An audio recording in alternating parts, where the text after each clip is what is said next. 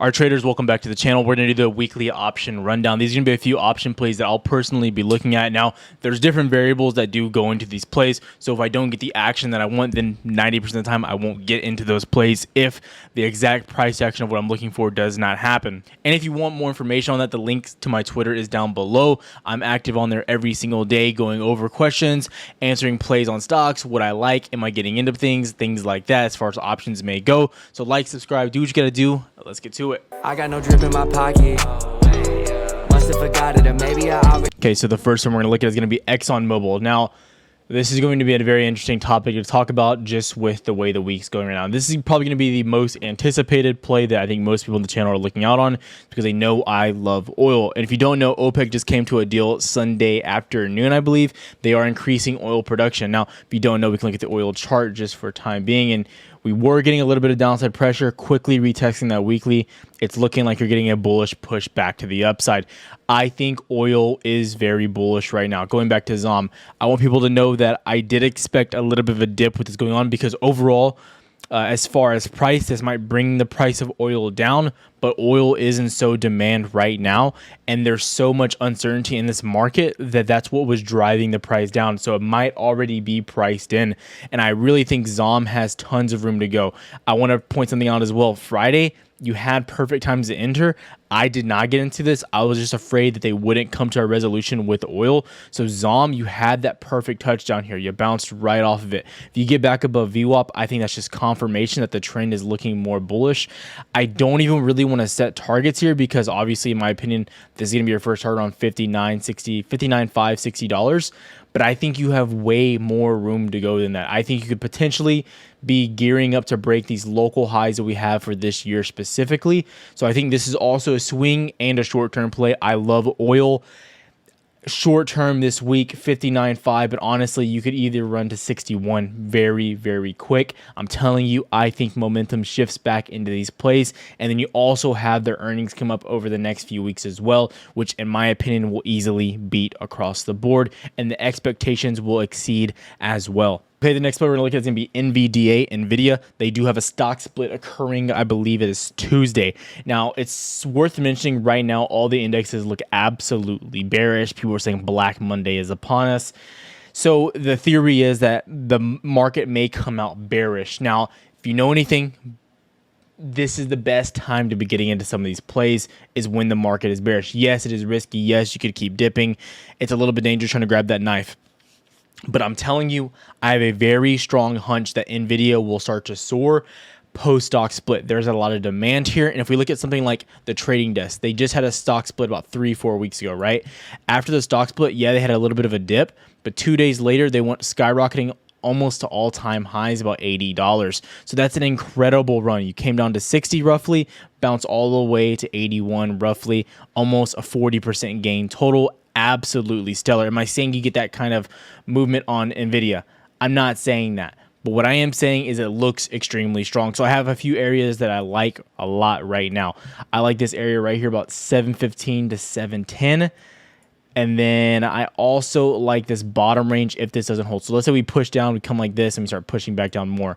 Then this would be the next major support. I don't think you get a touch of 650. I think that's absolutely just crazy. I think this area holds very well. Personally, I think even trying to get more of a dip is very risky just because I don't really think NVIDIA has that much room to go down.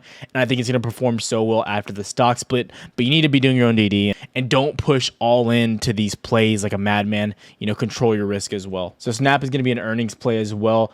I think they're going to smash earnings, to be honest. They've been smashing relatively the whole course of COVID leading into, you know, this month as well. I think you're going to come out and then you're going to shoot back down to around 57 flat.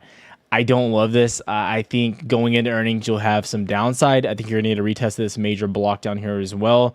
It just looks highly probable. This would be more of a short-term trade for me. Earnings, it's give or take. I wouldn't hold throughout earnings either, just so everyone knows that's typically my strategy. I trade going into earnings and I get out right before earnings hit. So that's typically how I play this.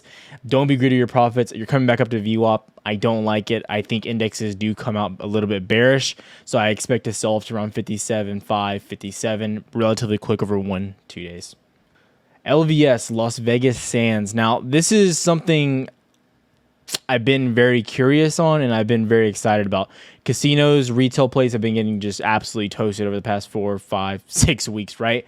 So you've been seeing LVS just getting absolutely shredded on this downtrend, right? And they're following the trend very well. So I do like that. There's going to be a lot of risk here, but you're coming down to a major support. This area here is a huge support. So if you're ever going to get a balance, this is going to be the area. What I will say again is do not be greedy with any type of profits that you may make on this or anything like that. Not financial advice, of course, but if you start to bounce, I would not be greedy whatsoever.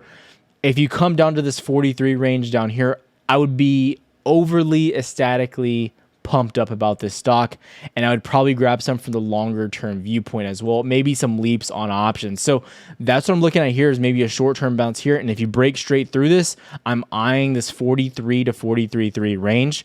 A lot of these plays I'm mentioning right now is potentially really great dip buying opportunities. I don't think a recession is happening right now, just so everyone knows. I am bearish on the market longer term, but I do think you're getting great opportunities for the summer months as well. Pepsi, we talked about this one last week, and I projected that you get a move up after earnings. I projected you beat and you get a pretty nice move up. You got the move up.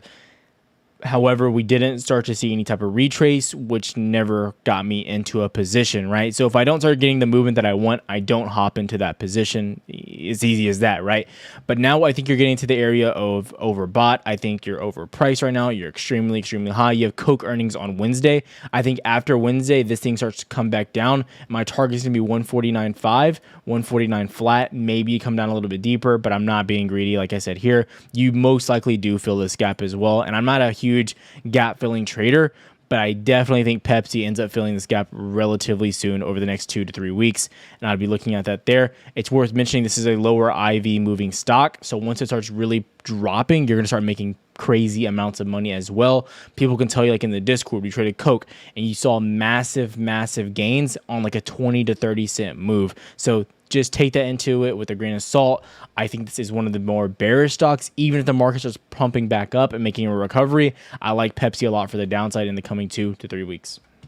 Okay, the last play is going to be Caterpillar, and this is one that we have had on the list for a few weeks, right? So we expected entirely this downward push, right? You had this almost double top at the monthly, absolutely gorgeous, maybe even a triple top right there. So, and then you had this strong movement back down, right? I mean, this perfect movement. You just kept coming down, right?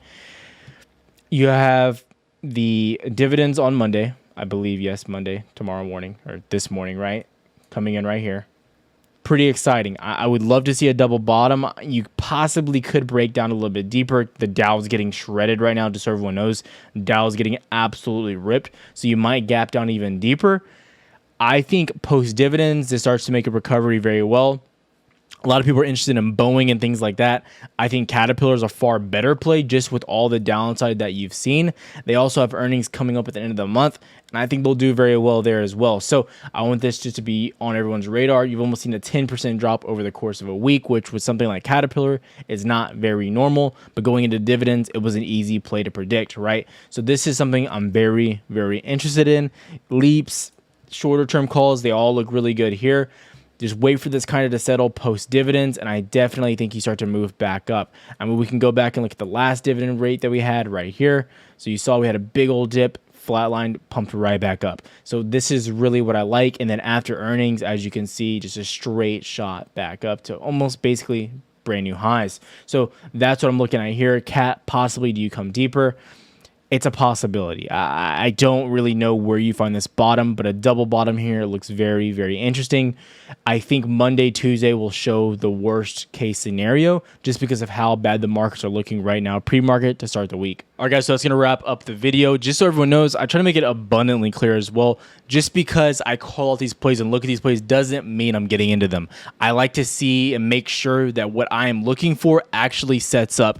If it does not set up, then I won't enter, right? You know, I'm always saying it here on the channel, I'd rather miss out on a play than lose money on a play. You'd rather miss out on possibly making some money on it if it just didn't go as planned than jumping in out of FOMO or just like the fear of not making it on that play, okay? So you'd rather miss out on a play than lose a few $1,000s, a few $100 on an option play because options are extremely risky. So you want to make sure things are going exactly as planned. in my opinion, before I even enter that trade. This is not financial advice, guys. This is just exactly what I am personally doing. Again, if you want to get more content, everything like that, the Twitter link is down below. I think there's a few spots left in the Discord. I'm not really sure, but you can check that out as well down below. I'll see you guys tomorrow. Like, subscribe, do what you got to do. We'll be back. Namaste. Don't got enough to go cop it. I'm about to take off like a rocket. Houston, we might have a